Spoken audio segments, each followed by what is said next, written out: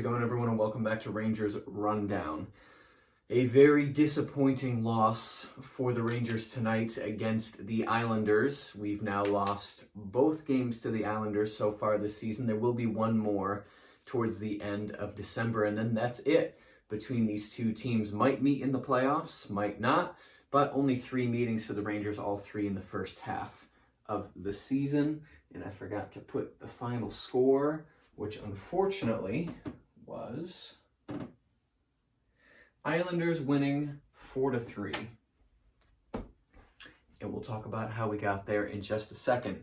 This was Panarin's 200th game as a Ranger. Has put up quite a few points in that span. He's been a decent player for the Rangers, nothing too special. Lindgren is still out, as well as Gauthier out day-to-day with an upper body injury. Second of 8 times this season, the Rangers will wear their reverse retro jerseys. The lineup tonight, shaken up. Gallant trying something different tonight, and at times it showed flashes of working. But the problems with this team might be a little bit deeper than who's playing with who. And we can have that conversation again in the comments. Panarin, Zibanejad, Kakko as that top line. Lafreniere, Trocheck, Vesey, Kreider, Chytil, Kravtsov, Blais, Gaudreau, Carpenter, Hayek, Fox, Miller, Trouba, Jones, Schneider. Although I believe the D pairs were mixed around a little bit, especially in the second half of the game. And then Shesterkin was in net. I don't know if I love Jimmy Vesey in the top 6.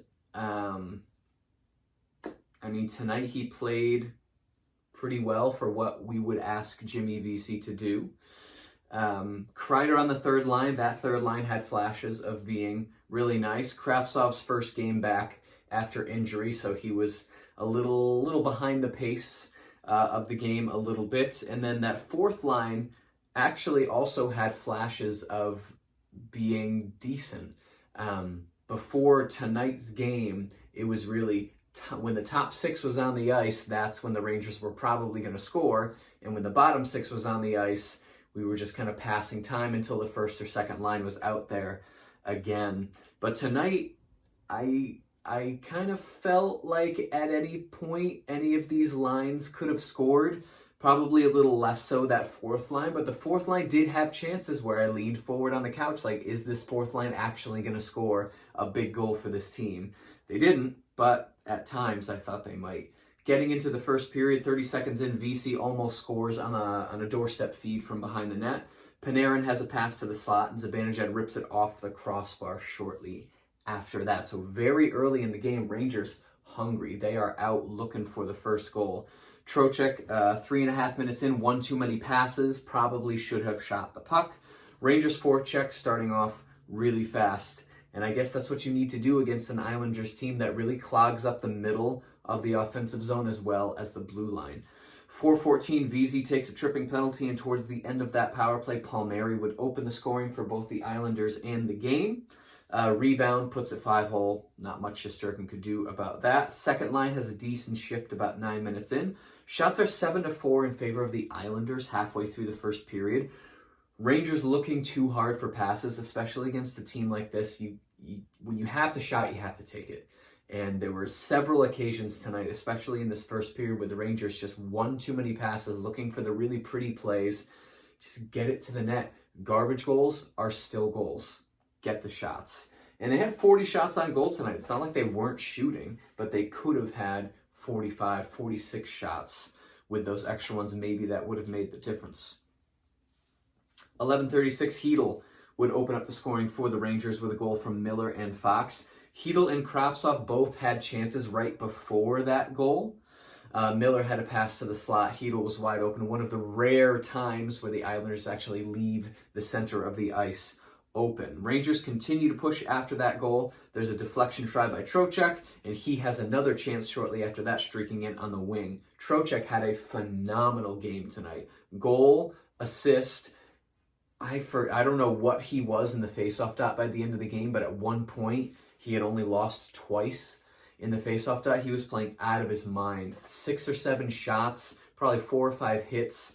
This might be Trocheck's best game as a New York Ranger. Too bad we couldn't win for him. Islanders get the puck bobbling around in front, but good defensive plays by the Rangers to clear it. Hedl with another one-timer on a drop pass by Kreider.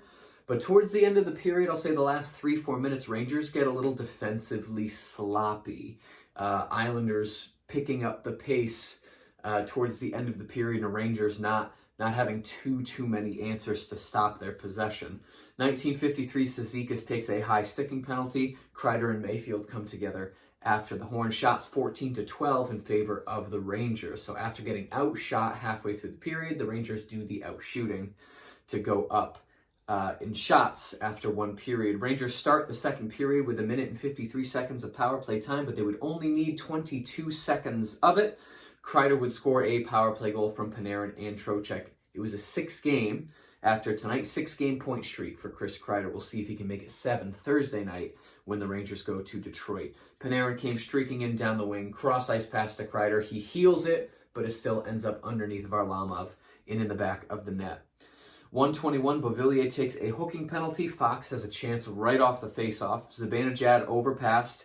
He had a clear lane right to the net. He could have walked right in for a shot, but he tries to pass, doesn't connect, cleared. Power play 2 gets a decent amount of time, but not much generated for them. Islanders push right after the power play. Shesterkin a good save in close on an Islander. 4:52, Gaudreau takes a cross-checking penalty. Not a great penalty to take.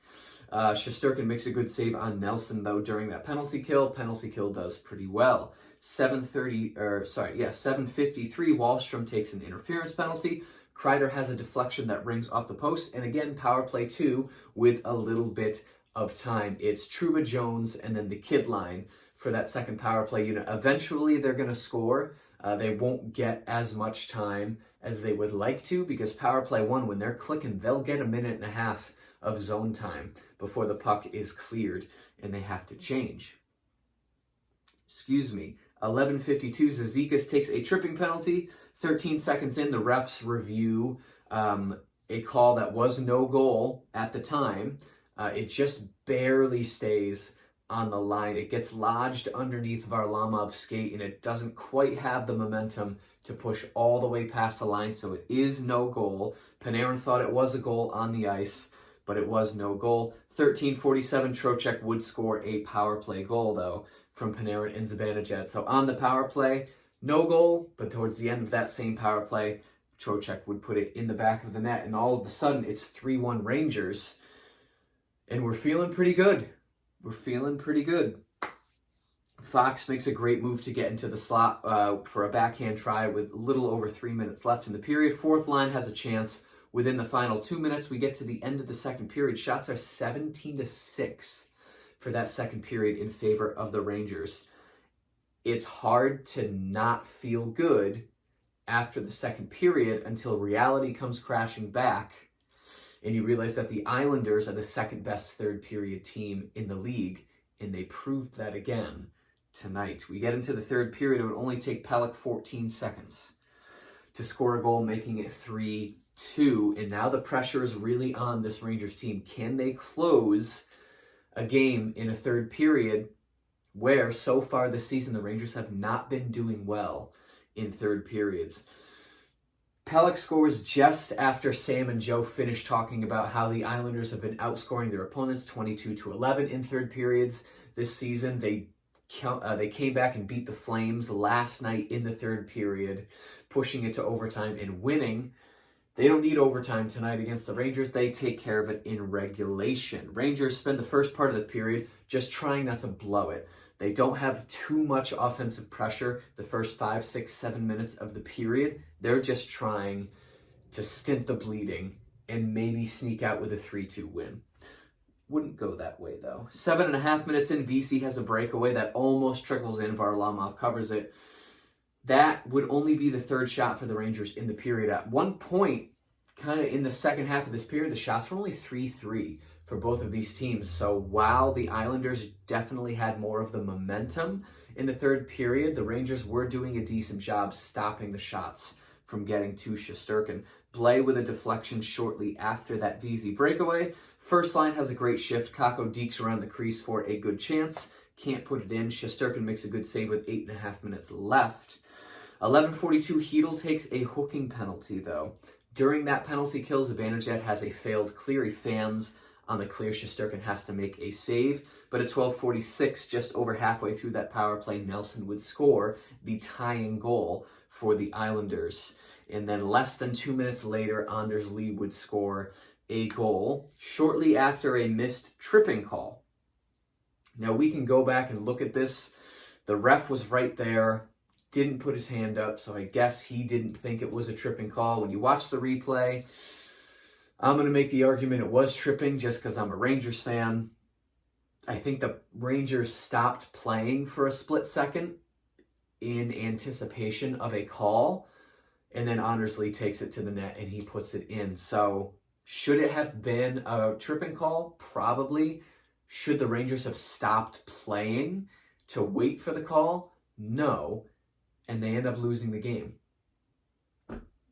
Fourth line has a decent shift after that, though. 2 minutes left. The Rangers take a timeout and pull Shesterkin. They stay in the zone for most of the final 2 minutes of the period. Islanders don't get an empty net goal.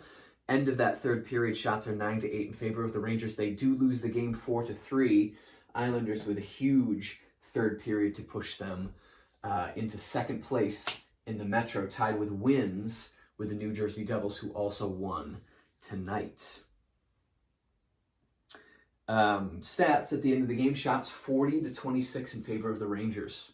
So they were shooting. They got into the 40s, just couldn't quite close it out. Faceoffs 57.1%, in large part thanks to Trocheck. He was a monster in the faceoff dot. Power play 50% tonight, 2 for 4. Rangers need to figure out a way to score 5-on-5. It's the same problem they had last season. It's carrying over into this season. They need to figure that out. Maybe these lines stay when they go to Detroit on Thursday. One game is not a large enough sample size to say that this line combination doesn't work. Maybe Lindgren is back on Thursday, maybe not. I haven't heard anything. I'm sure information is out there. You can let me know in the comments. Maybe that makes a difference. Maybe getting Hayek out of the lineup. He didn't play horribly tonight, at least that I noticed. Hits 31-18 in favor of the Rangers, blocks 17 apiece for these two teams. The trivia question of the evening: who scored the most goals in their first 200 games with the New York Rangers? Because it was Artemi Panarin's 200th game with the Rangers tonight. Who scored the most goals in their first 200 games with the Rangers? It was Mike Gartner, who had 118 goals in his first 200 games with this team. Glory graph. I'm going to make this easy on myself and not worry about it too much. Rangers are in the blue. Yes, they had 40 shots. Yes, Trocheck had a monster game. Yes, they scored 3 goals. This third period was awful. Just awful. 3 goals. It is the Islanders. Islanders are great in the third period, and the Islanders are doing exactly what they have been doing this whole season. But the Rangers can't close a game. They are not good in third periods, and it bit them really hard tonight.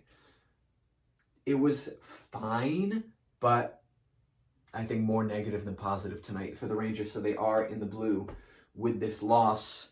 They're back in action Thursday night when they go try and have a redemption game against Detroit at Detroit Thursday night. We'll see if the Rangers can stay above 500 to continue to start the season. Still early in the season, no need to completely panic, but the panic is setting in after a game like this. If you enjoyed this video and you'd like to see more videos like it, be sure to hit the subscribe button. Thank you so much for watching, and I will see you in the next rundown.